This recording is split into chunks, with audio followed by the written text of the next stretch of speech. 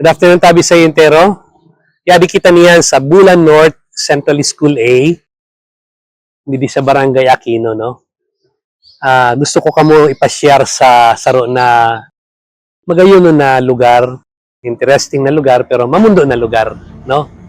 Na dahilan sa giyera, World War II, sa panahon 1940s to 1945. Yadi kita niyan. Dinara ko na di si Dr. Rene Escalante mao ni Mayor kay basi imudo ni Raine, no? Yadi kita sa Barracks War Tunnel. Opo. Ini na tunnel, solid concrete, no? Pero bagan may binumbahan siya. Oo. Connected ini tabi pakadto sa Barangay Santa Remedios, kaya lang nagkatarahuban na over the course of time. So wala na, di rin nato ma-access siya pasulod. Pero kung maiukad gihapon ini, ma-reconstruct, diretso ni pakad sa Santa Remedios. Pero sa may mga tunnels pa sa Layuan, sa sitio Layuan, no? Nan may yung pasinsayon na labyrinthine tunnel sa Pulot. Duwa dito ang tunnel sa Pulot. Pero sa no, sulodon tayon. Iniinuka din isan mga Japanese saan magkanhi sila sa bulan, saan nakasunod sila sa bulan, nagsulod sila sa bulan, December 12, 1942 kay Binumban Pearl Harbor,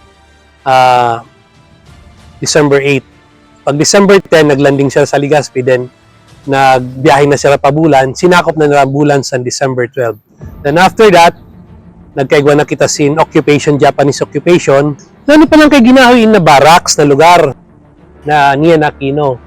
Ano sa panahon, Philippine Military Training Company san Armed Forces nato sa Pilipinas by virtue of Commonwealth Act number 1 na yung sa Philippine Commonwealth Government nato in call up an intiro ng mga sultero 20 anyos hanggang 50 base magpreparar sa depensa sa Pilipinas.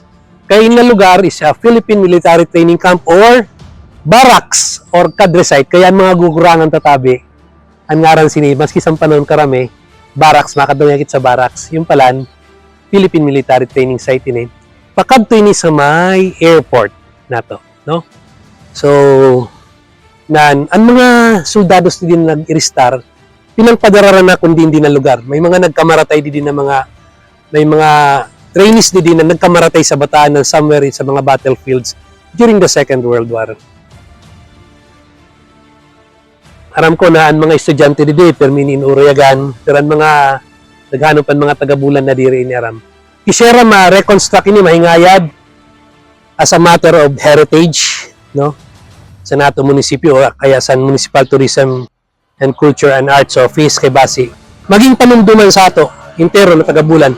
Na mayong kita sin magayunon na pamanas ang kasaysayan. Although mamundo kay may mga nagkamaratay sa panahon, lalo na dito sa Pulot, may lubungan dito sa mga Hapon, nandito ang last battleground sa Liberation Forces ng sa Japanese Imperial Army, no? Dito sa Pulot. So sana sulod ng teto. Again, inan sa indong lingkod si Tony Bohilana. Dumdumun ta ang pamanas ang kasaysayan. Base mayong kita sin tranquilo, matuninong na kasalukuyan na mas tangkilo na kinabukasan. Para sa ato mga kabatanan di sa bulan, let's strive and may peace prevail on earth.